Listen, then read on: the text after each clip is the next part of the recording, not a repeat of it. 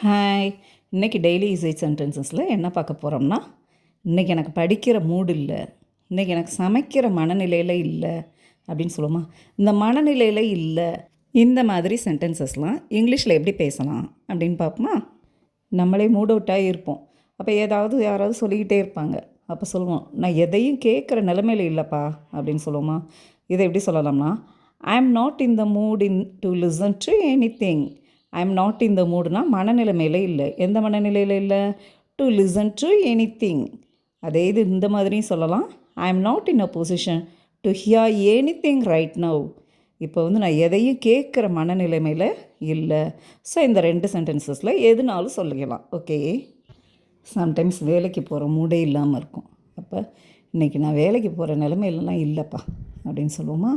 இதை I am not in a condition to go to work today. I am not in a condition, நிலைமையில் இல்லை. எதுக்கு? To go to work today, இன்றைக்கி வேலைக்கு போகிற நிலையில் இல்லை. Otherwise I am not feeling up to going to work today. I am not feeling up to going to work today. So both sentences are correct. இதில் எதுனாலும் சொல்லிக்கலாம். நம்மளே mood out ஆகிருக்கிறதுல யாராவது சிரித்து பேசிக்கிட்டு இருப்பாங்க. அப்போ சொல்லுவோம், என்னாலலாம் சிரித்து பேசிக்கிட்டு இருக்க மூடெல்லாம் இப்போ இல்லைப்பா அப்படின்னு சொல்லுவோமா. இதை எப்படி சொல்லலாம்னா, I am not in the mood to laugh and chat right now.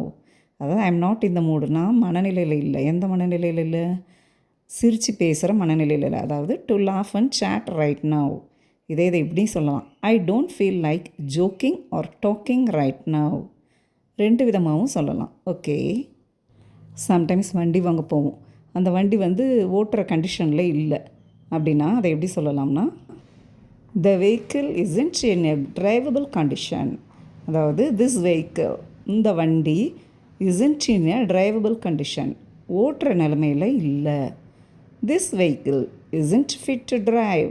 இந்த வண்டி ஓட்டுறதுக்கு ஃபிட்டான நிலைமையில் இல்லை. Okay.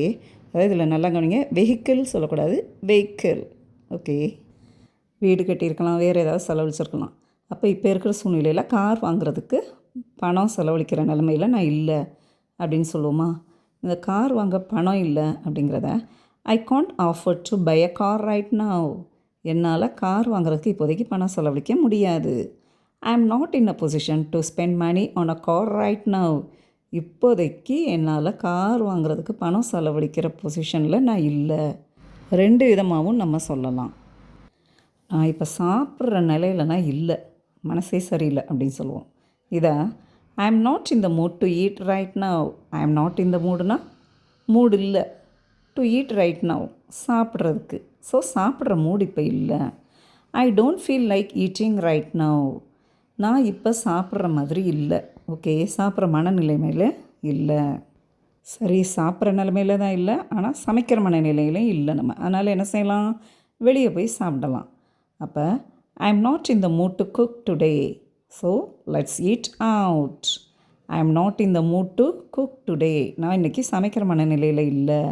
Let's eat out. So வெளியே போய் சாப்பிடலாம். ஓகே வியர்ஸ், மனநிலை சரியில்லை அப்படின்னு சொல்லி இங்கிலீஷில் பேசாமல் விட்டுறாதீங்க.